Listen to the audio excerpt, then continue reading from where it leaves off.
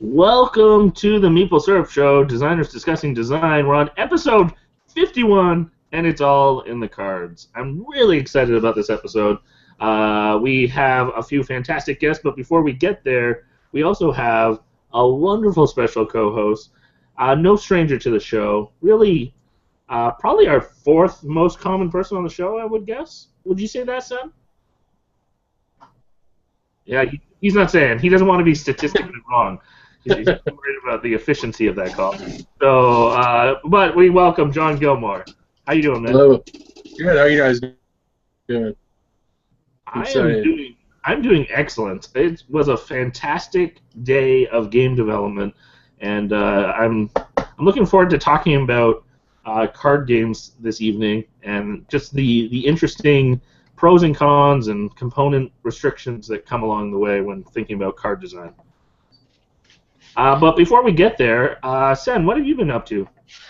I've just been testing some games with Jesse today.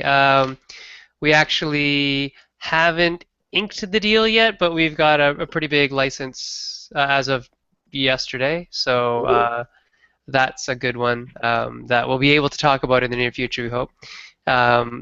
And yeah, so there's two games that we signed yesterday, pretty much in the bag. So we're just getting all the finalization on the paperwork done and the numbers.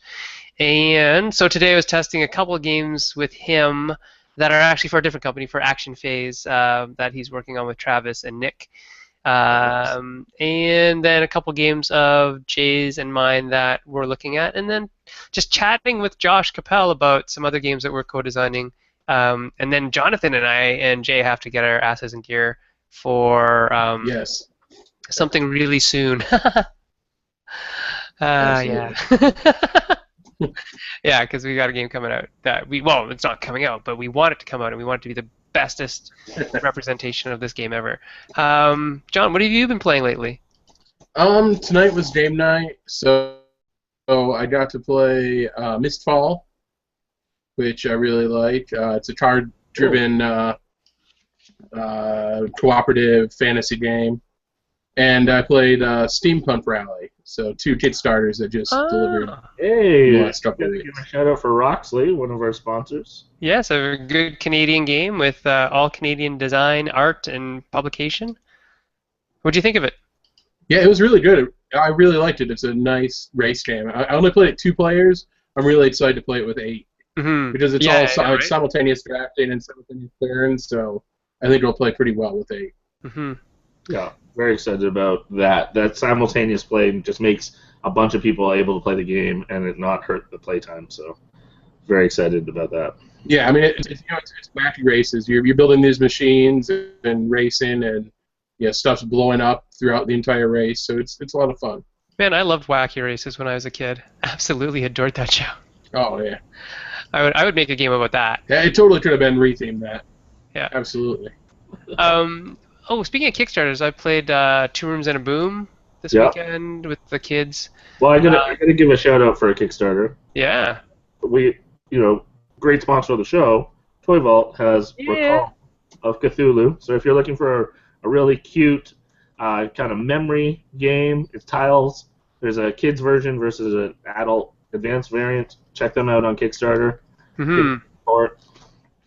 And then I played King Klenko's Dead Men Tell No Tales, which is a co-op pirate game from Minion. Yeah, which is a good game. Yeah, it's fun. It was. It's kind of like Pirate Flashpoint. You're putting out fires on the ship, but it's cool because the fire can expand to a point where you get the powder kegs exploding in the ship, and then they cause little chain reactions all through the ship. We lost because we chain reacted so much so that it blew up the ship. Nice. So that was bad. What else? I played Las Vegas, which is a good game by Rudiger Dorn. And what else did we play? Oh, Codenames, of course. Yeah. Codenames. It seems to be hitting the table a lot around.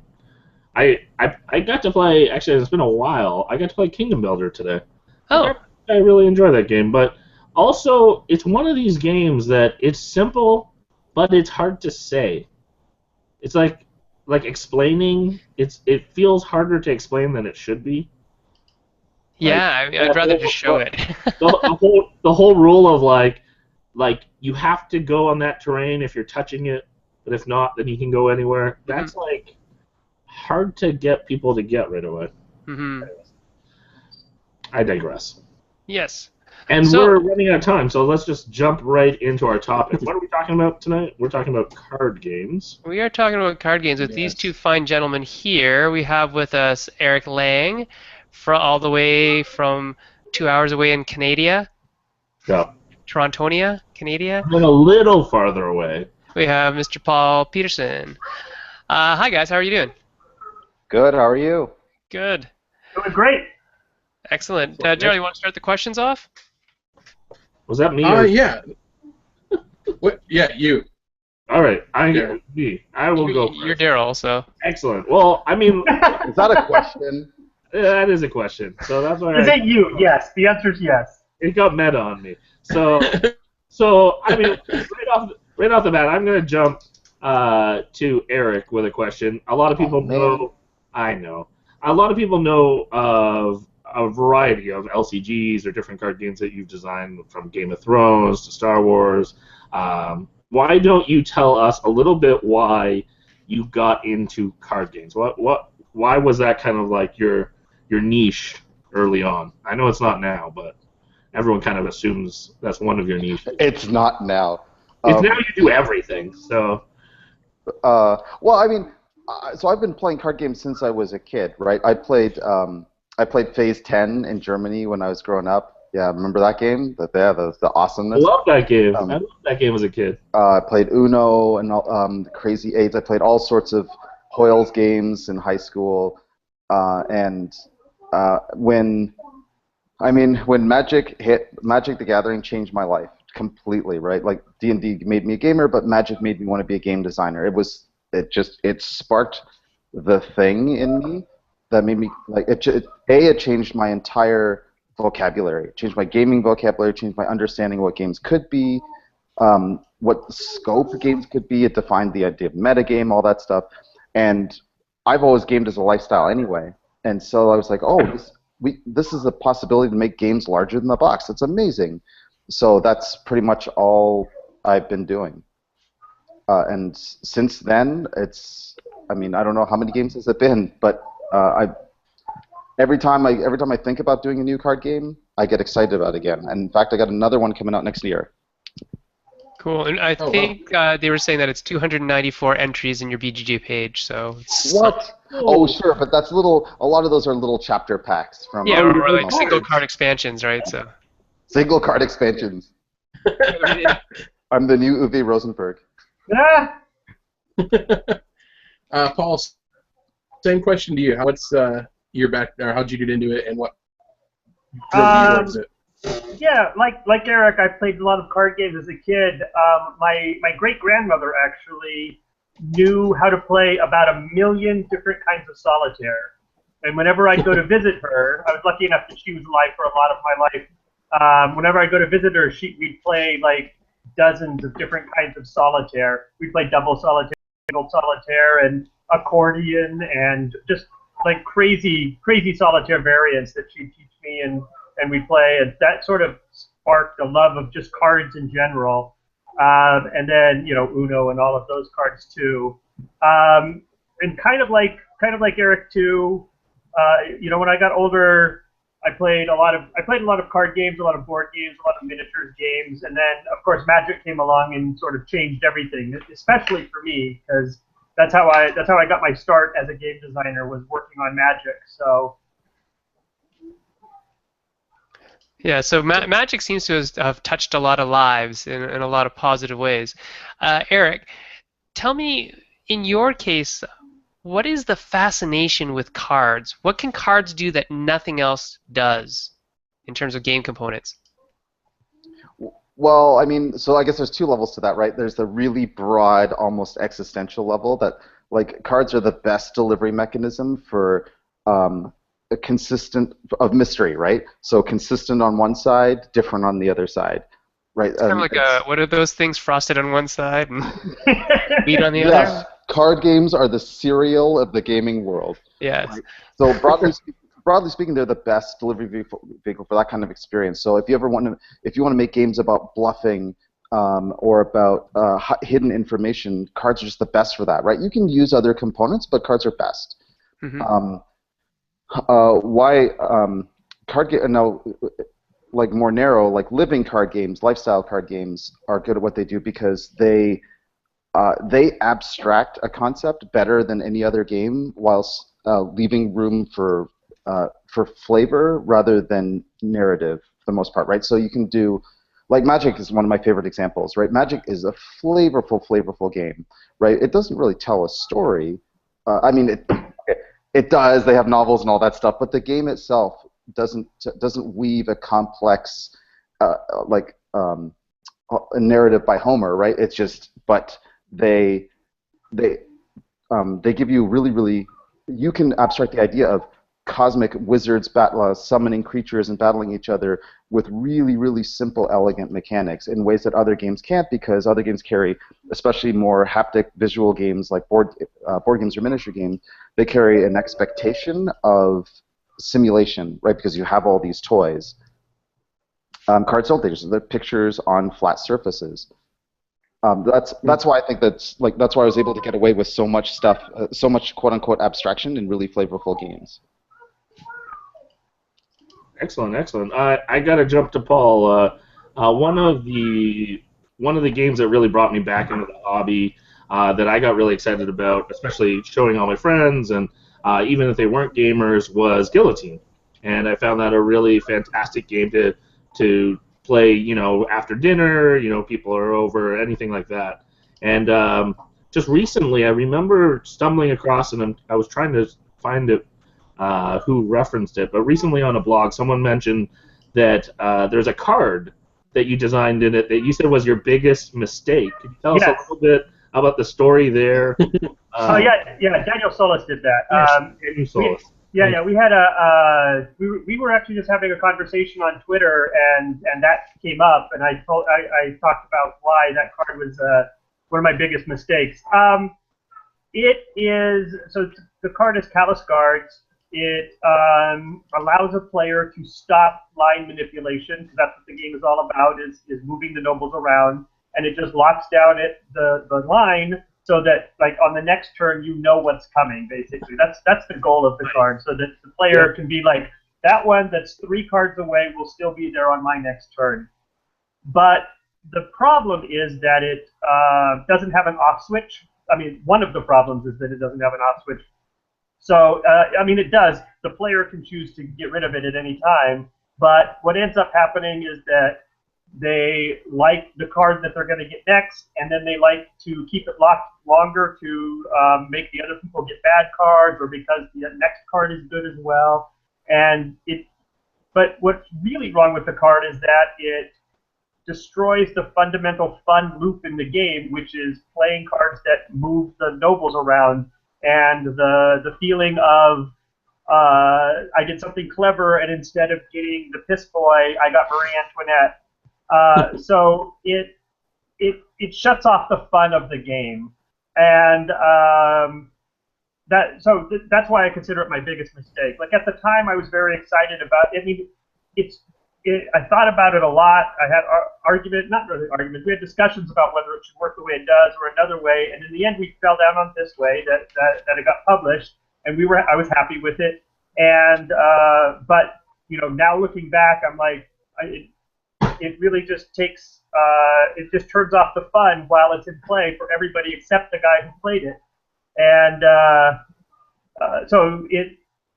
Now when I teach somebody how to play, and this actually happens at conventions, like I'll come up to people who are playing Guillotine, and I'll say, excuse me, and I'll grab their deck, and I'll rifle through it and take out the Callous Guards and be like, don't play with this card. And so you've heard it here, folks. Everyone, go to your Guillotine deck, find Callous Guards, throw it out.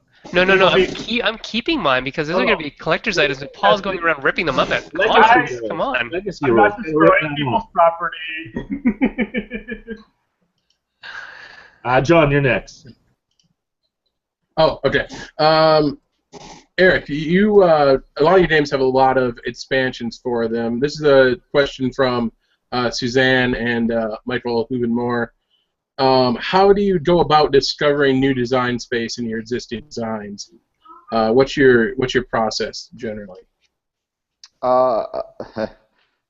Distraction. Lots and lots of distraction.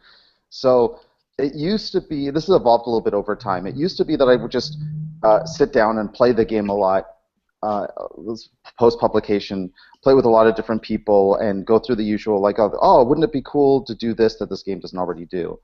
And that's a perfectly fine process, and I actually recommend it for a lot of people. But I found lately, for me, probably as I get old and senile, it's like that I find myself indulging distraction a lot more as I work on more games at a time than I used to, and they feed each other. They feed each other a lot, and I get a lot of my best ideas while thinking about something else. So generally, if a card game's coming out, I don't play it for like several months, then come back to it with completely fresh eyes, look at it, and I've forgotten everything I did for it, and I'm like, oh my God, who designed this? Right, and some of it stems from trying to fix old mistakes. Some of it stems from like my fresh eyes wanting to take the game back under my wing and work on it. And the other thing is, of course, for Fantasy Flight games, a lot of the design work is done in-house by the FFG designers. So generally, for an LCG, I usually design the first year's worth of cards or so. Even then, with a lot of input from the developers, and then after a while, they do most of the development, and I just do consulting. I like it much better that way because keeping track of like 5 different card games is crazy. I love when people ask me questions about questions about a game I've put out, and I have to think for a while because it's gone through so many iterations as it is. It's like, what did we end up with? Because it may be very different from what I remember as the primary use of that rule. Yeah, I know. Yeah, exactly. I happened to be at Gen Con actually with the game that was just recently published. Somebody was asking me about a tiebreaker rule. I'm like, let me call my producer. Yeah, happens all the time. Paul, what value do you personally place on creating like a new mechanisms, like Smash Up kind of did the deck blending thing instead of the deck building thing? But you know, if you were to sit down today and start designing a game, would it be I'm going to design the next big thing, or I'm going to design a good game? What is it for you? I think, I mean, I would always like to design the next big thing, but really, like when I usually have a goal for a game. Like Smash Up's goal was that I really liked the deck building, but I wanted it to be simple, and that it came out there. It came out that way. But I've got, you know, I've been telling the story about one of my games that hopefully will come out soon that I designed. It's a worker placement game, but I designed it because I loved Agricola, but Agricola takes so long to play, so I designed a pretty fast one, and then I immediately shelved it as soon as Lord of Waterdeep came out because it totally filled that niche, right? I was no longer filling that niche, but then a little while ago, it sort of felt to me like it was opened up, like there was room for more Lords of Waterdeep, basically. So I revisited it, and a couple companies were looking at it, and so but it was sort of answering a question. But I can also hang my hat on a lot of things, like maybe a racing game. I'm excited to do a racing game, or I've never done an RPG, so I'm working on an RPG and things like that. Things that I feel, you know, fill a niche or challenge me or have a theme that I really like. Those are all the things that sort of grab and start working around. But like, you know, Eric will tell you, Jonathan will tell you that, you know, we have closets full of ideas that we start on and start working on, and what we work on at any particular time is what's exciting to us. So that can change very rapidly. Are you seriously working on an RPG, Paul? Yep, I am. Oh, may the Lord have mercy on your soul. No, think about it as a Paul Peterson RPG. It is not. I'm not working on Dungeons and Dragons. Okay. Nice. Well, actually, this leads into a question that I have for Eric. I remember semi-recently you had made, I think it was a Twitter or Facebook update, saying that you were throwing out the old files and giving yourself, you know, this this intimidating but also exciting new challenge of coming up with new things. And tell us a little bit about, from a designer perspective, why you did that and what that did for you. So, I mean, the short version is I'm insane. The long, That's what I was looking for. No. So the long version goes. I was just gradually becoming a little bit more comfortable, a little bit more complacent over the last few years, without really noticing it.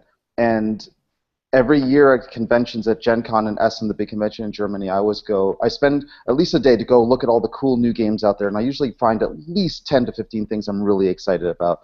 Last year, I looked around, I was just bored. I looked around, I was like, it's nothing really exciting to me. And I mean, you guys are around now, right? Like we have never been in a more exciting, diverse, innovative time. So it's like, well, it's clearly not the industry, it's me. And so something took hold of me, but I generally go by my gut for most things, at least to start with. And something told me, like, you know what, you got way too much unfinished crap sitting on your computer that's just nagging at you, that you haven't worked on for years. Just get rid of it. Don't look at it. Get rid of it. And I did. So I made sure, don't look at any of these files. I got rid of everything. I knew if I looked at it, I'd want to keep it. And so there's a psychological phenomenon, there's a psychological state, which don't remember what it's called, but you do, in a creative endeavors, you actually do pay a cognitive cost in bandwidth for all these all these unresolved creative projects that you're working on, and it's especially ones that nag at you, especially ones that, because you feel like, oh, I'm going to go back and work on this at some point. Oh, what about that idea? And it builds up. And so at some point, I mean, I had like 50 different games, like 50 different Euro games that I wasn't that interested in making anymore because there are better ones on the shelf. So I'm like, I'll throw it all away. See what happens. See what happens if I don't have anything to fall back on.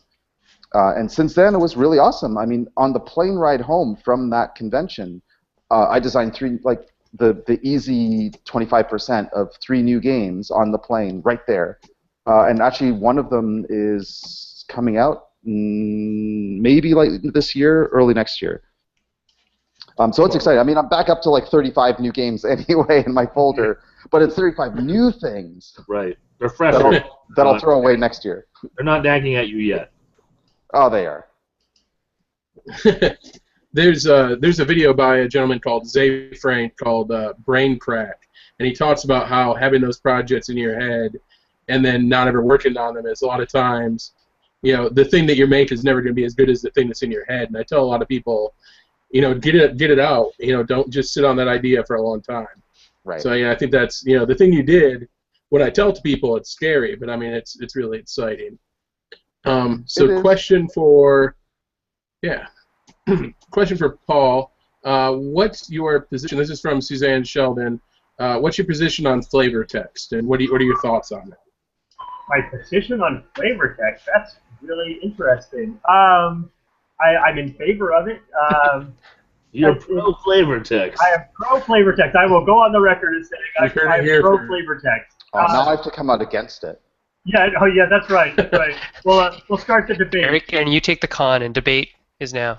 That's right. Resolved flavor text is good. Yes. Well, I'm not sure about what to say about it. I think that it's really valuable. I mean, there's a little bit of a push and pull on any particular card about like how much room it has, and the card has to have as much space for its rules text as possible.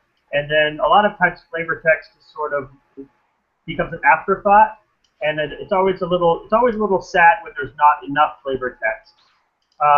You can have some very cool little stories that come out of very small bits of text, like when we were doing the Apocrypha Kickstarter for Loan Shark.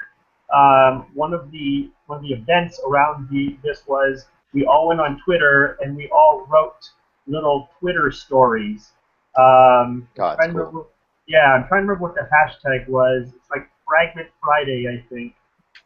They were all little fragments of stories, but they were all sort of, if you just read them, you would get like you would know what the story was from beginning to end, and we did it all in like 140 characters, and they were creepy and scary, and it's really awesome to try to get that kind of emotion in that kind of to make somebody feel that kind of emotion. In fact, a friend of mine told me that after reading my fragments, he wasn't sure he wanted to play the game anymore if that was the kind of thing that was going to go on in the game, basically.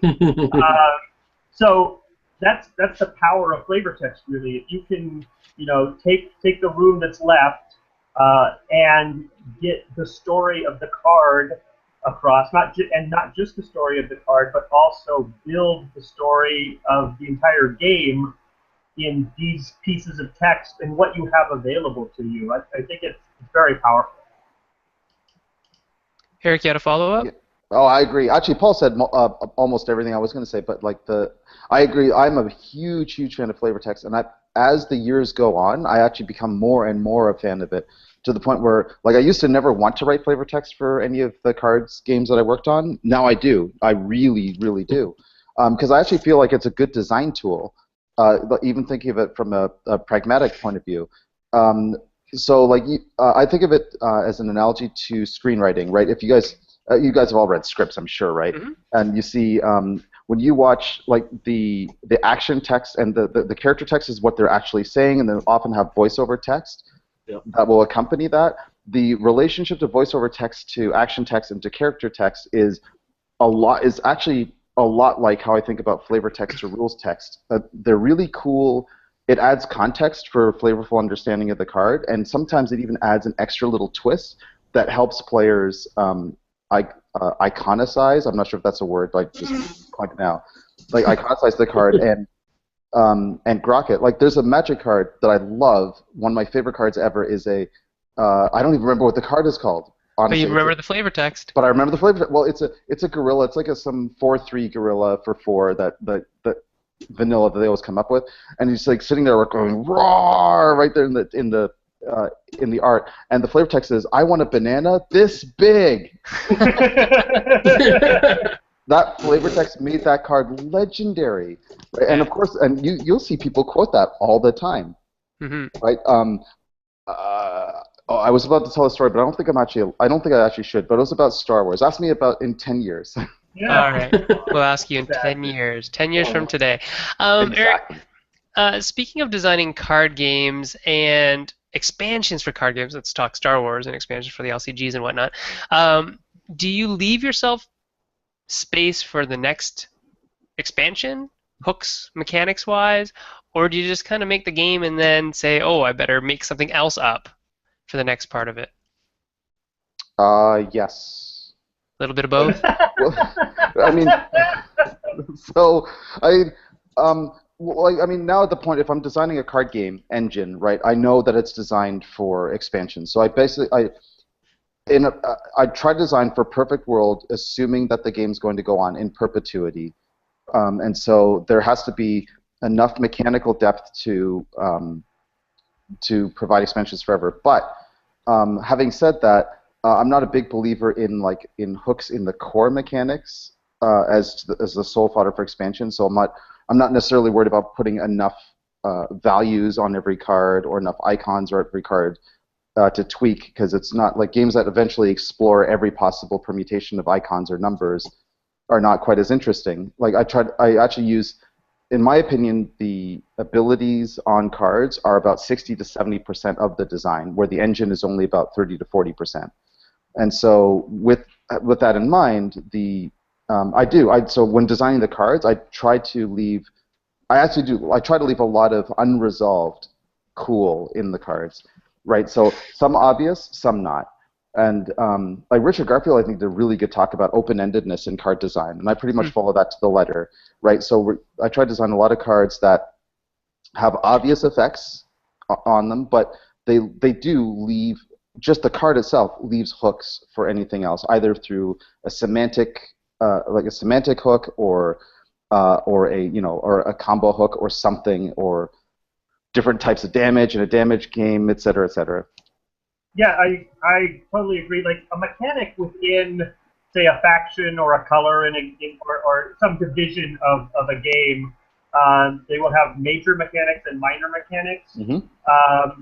So let's use Magic for an example. Like Red. Red has direct damage. No problem. Everybody knows that.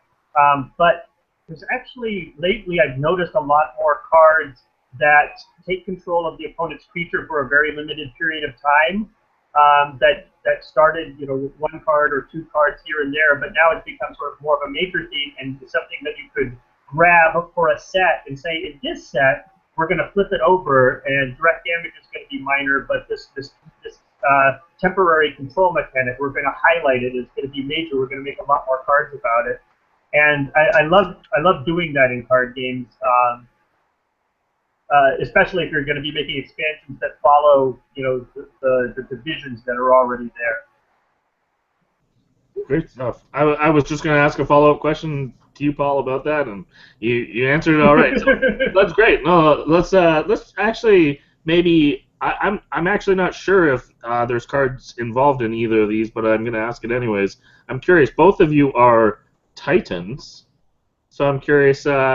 With that challenge, have you integrated cards in your response to designing a Titan game, or if you didn't, is there a reason you didn't decide to use cards? I'll throw this at Paul first. Well, I mean, my game has cards in it. It's a board game. It's a board and dice game primarily, but there's a card engine quality to it. Just like the briefest description of it, it's like a dice pachinko machine. Dice all start at the top of the board, and every round they move one segment down the board, and then they hit splits, sort of like pachinko balls hitting a peg and bouncing one way or another. They hit a split, and then they travel one way or another.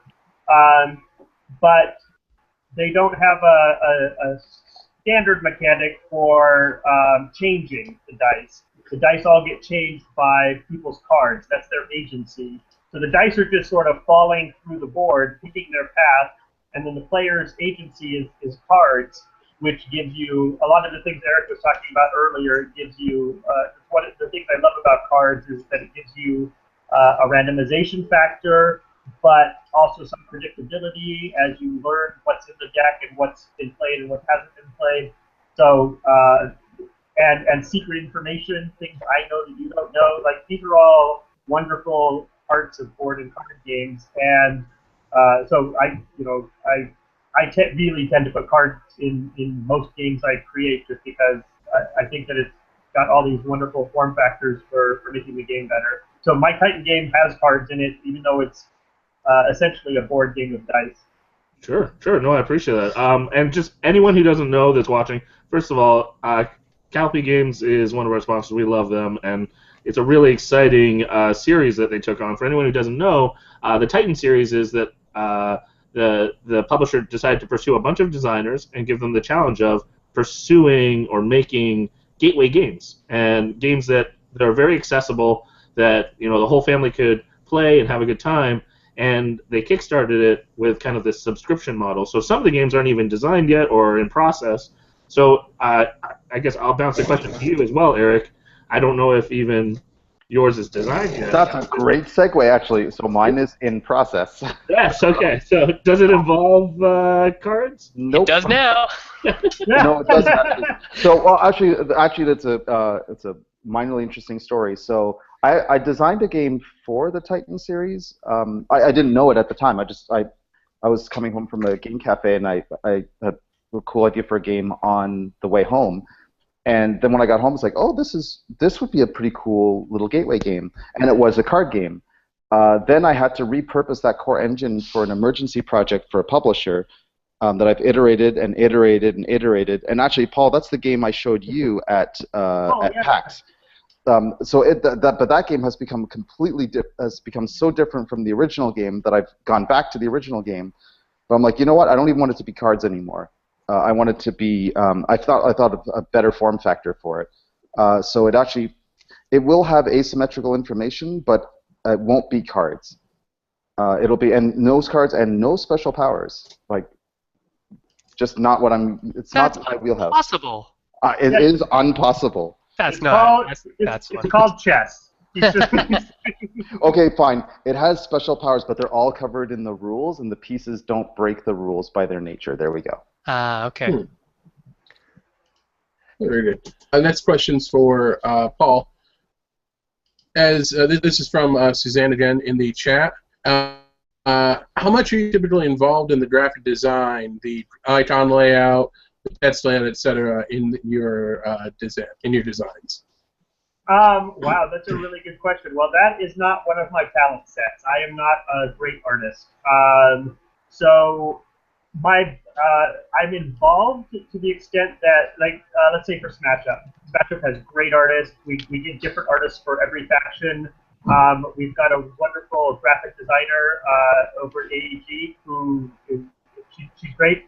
And basically she lays it out, she picks the icons and things like that, and then I just give feedback on things like that, which is probably for the best, because you really don't want me doing any of that. I know where my talents lie, and I'll just stick with that. Absolutely. Oh, man, Paul is way too nice. I'm actually quite involved. Like, and I have no talent either, which I'm as an artist. So that's the perfect combination. Well, I'm not saying I don't have opinions on the matter, but right. I've been very lucky in the talented people, like especially going way back to Guillotine. Like Christopher Rush did an amazing job with the graphic layout of that, and he picked artists that I would never have thought would do that. Like Quentin Hoover doing Disney art was just like, after he did like Doppelganger and these amazing fine line drawings of these gorgeous colors, and then but he also was so talented to do these brilliant Disney-esque pictures. So I've been very lucky in my games that have come out in having the resources necessary to make them look good. It was Quentin's art that sold me on that game, to be honest. Quentin was amazing. Yeah, Quentin was awesome. So I don't have much talent as an artist, and I absolutely do not do art direction. I have really good producers that do that, but I am really fussy and demanding and exacting about layout, like extremely so, like to the point of Paul, you probably I know you work with James Ernest a lot, and he's I think like me, right, really exacting about like what the prime real estate of a card is. He's exactly like that. The thing is that he's also brilliant at that. Like it's just not fair. He's so good as a game designer, and his graphic design is second to none. Like absolutely. So like I'm very fussy about like about order of information, placement of information, and I mean I'm lucky that I work with a lot of graphic designers that are also super talented, and they're also they love games too, so they totally understand. But I actually when I put a prototype together, I don't like do art or fills or anything like that, but I actually do consider like color choices and stuff like that for the board. Like I'll usually just make them color swaths, but I mean, because I took art in school and like I mean up to the end of high school, not like a real artist, but there's a little bit of color theory in the prototypes that I do, but to convey or to carry specific emotions when you're looking at particular types of cards. So I do care about that kind of stuff, and I do usually put in notes for like developer notes for it. And sometimes they listen, sometimes they don't, and often when they don't, they do a better job. But I definitely have a lot of input on that. Hey, Eric, other than the Gorilla Titan, what is one of your all-time favorite single cards ever from any game? Favorite single cards from any game? Yeah. Wow. So many options. I'm going to get... Oh, I just had so many options. Yeah, I'm going to get in trouble for this, I think, a little bit. I really like Exodia from Yu-Gi-Oh! I really like it, right? It's like if you go to game design school, and you ever want to learn what not to do in a card game, Exodia hits every single one of those points. I love it though. Like it is the most dramatic expression of a card cycle I've ever seen in a game, and I don't. You guys may not even know the mechanics, but you probably have an inkling of what it does just from the name. For those who don't know, it's a series of I think it's 5 cards. I don't even know the exact details, but it's like a bunch of body parts of this this god thing, Exodia, that if you manage to get all of them in play, you win the game. Just you win. That's it. This is true. And they all come to, I mean, each one of them has a little flavorful part that makes them decent on their own. And I'm not even a big fan of Yu-Gi-Oh! The game, but I love Exodia, and I've actually several times I've visited that well and tried to do it with a little bit more of a modern, slightly more conservative take on it. But I absolutely love that space. Interesting. I gotta follow up with Paul. Actually, your upcoming game Apocrypha. Mike gave it a shout out when he was on our show before, and I was curious because after the show, I remember looking it up and noticing there were 500 cards coming in the base game, and I was amazed and horrified, thinking as a designer. I was curious, when you make a game like that, do you make 500 cards, or what is the prototyping process like for a game that's going to require so many cards like that? And any tips for people out there that are designing games that eventually are going to need maybe 550. I might be wrong. Well, so the first thing is that is correct, but you have to put that in context. When we did Rise of the Moon Lords for Pathfinder, there's 1,300 cards that we designed all at the same time. Right. Yeah, there's a lot of things to do there. I mean, if you have the time to do it, there's a huge advantage there in that all the things we were talking about, like we did 1,300 cards, but that's the base set plus the six expansion, 7 including the character deck, right? So that was across the entire breadth of the Rise of the Moon Lords, and we did it again for Skull and Shackles, Wrath of the Righteous, right? That's just what we do for those games. So if you have the time, there's a huge advantage to doing that because we can do all the things that we were talking about earlier, like the highlighting mechanics as you go through. Doing a bunch of this early on, but then changing it up later. What are the good parts for the Paladin early? What are the good parts for the Paladin late? All of that is so there's a huge advantage, but it takes a huge amount of time. And honestly, it's wow. How do you learn how to do that? Well, I've worked at Wizards of the Coast for 5 years. I worked on 11 different collectible card games, I think, while I was there. So there's a whole lot of toiling at the card mines, as I like to say there. Yeah, I would start smaller and work your way up. I wouldn't just dive into 1,300 cards at once. Absolutely. No, that's good advice. Yeah, Eric, what are your thoughts on digital prototyping, things like Tabletopia and Tabletop Simulator? This is a question from Chris Schreiber.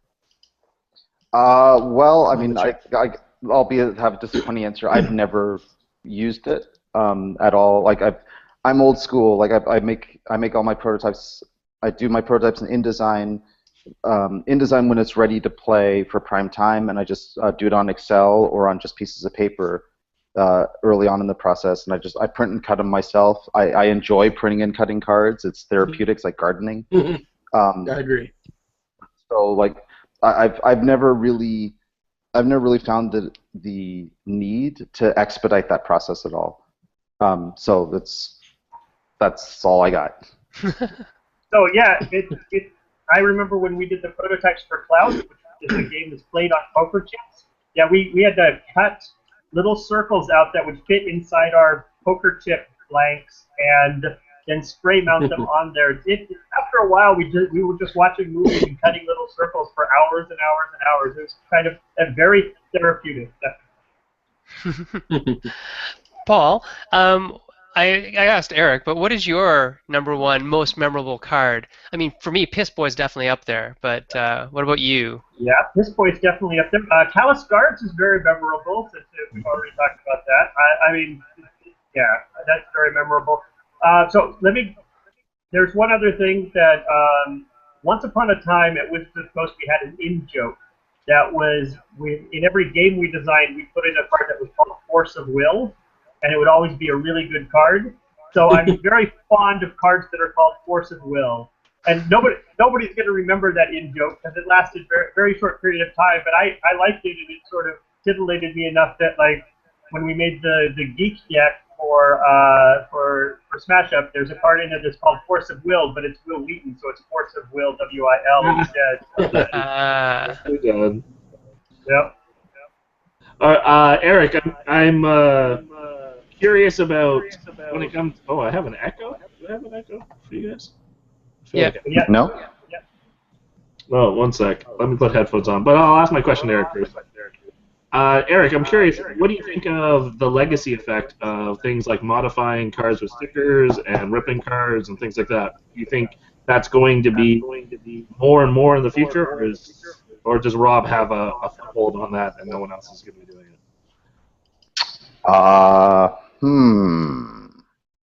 All right, I have to be a little careful here. Eric may or may not be working on a game where the cards get modified over the course of play. So Paul will answer all my questions for the rest of the show. Yes, exactly. I may ask questions with strategic. Actually, I'm alt tabbing real quick to see what I'm allowed to say here. There's stuff that's fair. We can stall for you all you want. Yeah, no problem. That's good. I think it's awesome. So.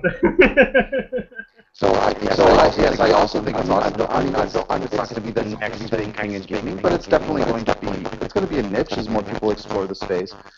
So there is, AEG actually did announce a game with a sort of legacy effect called Epic Adventure, which is my original pitch for them from a couple of years ago. I've been working on that for a very long time. I'm not sure when it's coming out, but it is. Yes, I spent many months on this concept, and I loved exploring the space. I don't know if I'm going to go back to it, but I definitely enjoyed it. I enjoyed it very much, and I hope the final product is as ambitious as we tried, because it's gutsy, especially for a publisher. Sure. Well, maybe just to quickly follow up, could you give any advice for anyone working or dabbling in that space? What were some things you learned that were, new, warnings or tips for legacy effects? Oh, sure. So there's a reason why the first Legacy game was Risk Legacy, right? And why it wasn't, Flurgenberg, the Legacy, right? It was starting. The point of Legacy games is that they are they're momentum driven and they're linear, and they do change the game forever, right? So that it's really difficult. I mean, I'm sure, like Paul will tell you also, if when you play like these big economic engine Euro games that require some strategic setup, you have to start making some decisions at the very beginning of the game that you haven't even played yet, and you're like, oh well, I don't know how I'm going to make these decisions. I have no context for it. It's going to ruin my 1-hour game experience. Well, imagine that, but add permanence, right? So definitely, I mean, you want to go for something where the consequences of every game do go up. They're noticeable from the beginning, but they do go up on a linear scale, right? Think of it almost as if you're playing a massive multiplayer online game in Iron Man mode, right, or in hardcore mode. Diablo in hardcore mode is a good example. When your character dies, they're dead. So just understand the permanence of your decisions. So make sure that the weight of permanent, lasting decisions is not too heavy in parts of the game that the players are not going to understand, right? It is difficult. Yeah, I think too that I'm sure the way this is approached in most of these games too is understand the tree you're going down and understand what the game will look like when players go down each of these trees, when they tear that card up, or when they mark out that rule, or they write in the new rule. And I mean, there's a lot of space there. I mean, in some sense, Pathfinder and Apocrypha are legacy games because while we're not specifically, the player's agency isn't specifically deciding whether they're going to fight demons next or undead. Their deck changes every game, and then they take it to the next game, and they take it to the next game, right? So there's a lot of things that you can pull from this and use in your own designs. going forward. But I think it's an exciting space, and it was mind blowing when Legacy came out, and it can be applied to lots of things. Oh, very good. Paul, this question is for you. What are some tips that you have for new designers? Here's my biggest tip that I answer this question with all the time. The best thing a new designer can do is go play games that you wouldn't normally play. And I'm talking like seriously out of your comfort zone. Go play, excuse me, go play, if you have kids or nieces or nephews, go play the games they're playing. If you hear about a Farmville, whatever the current Farmville or Candy Crush is, and you're like, I would never play that game, that is exactly the game you should go play. Because you will learn more about how games work by being outside your comfort zone and by seeing the things that happen there. You will learn, when you play a kid's game, you will learn about things like how kids approach games and the fact that you can't use the arrow keys on the keyboard because kids can't use those.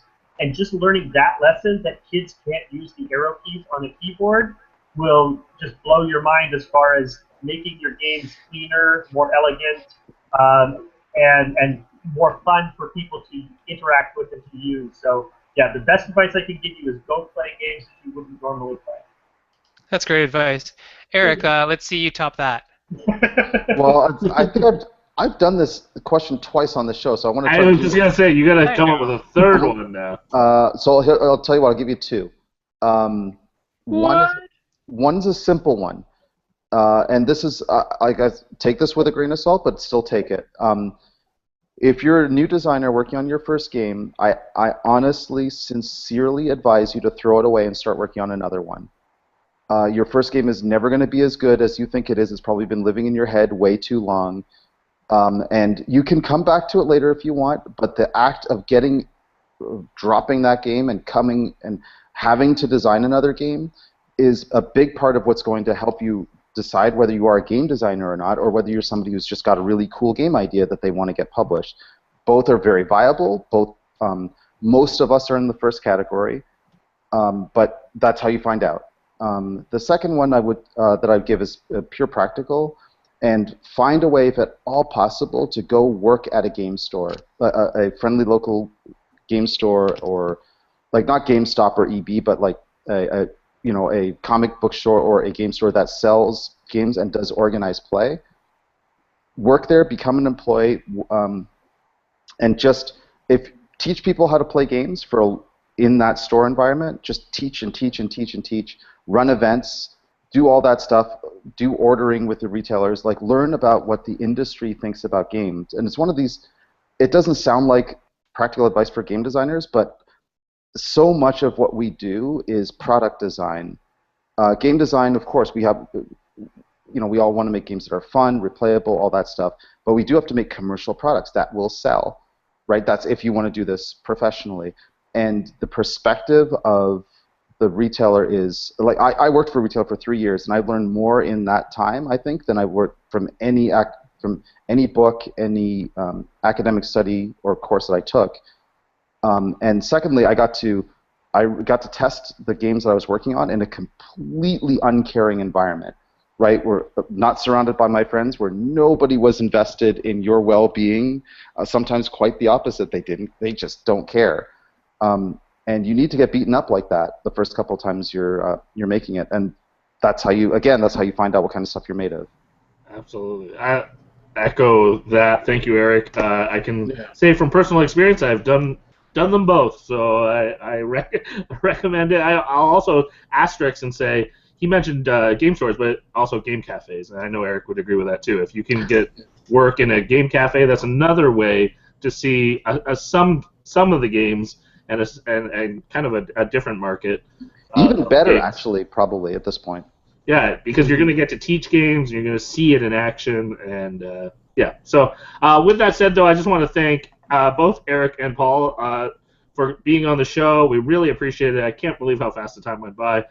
Sorry to our viewers that we started a little late. We had a few technical difficulties.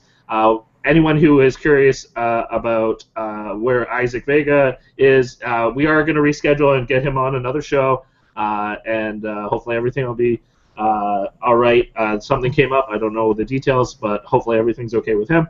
And I just want to also highlight, next week is our 1-year anniversary of the Meeple Syrup Show. So we're very excited about that. We'll be highlighting especially our partners and sponsors and giving them a shout out and celebrating 1 year. So with that said, keep making great games. We look forward to playing your games soon. Have a good night.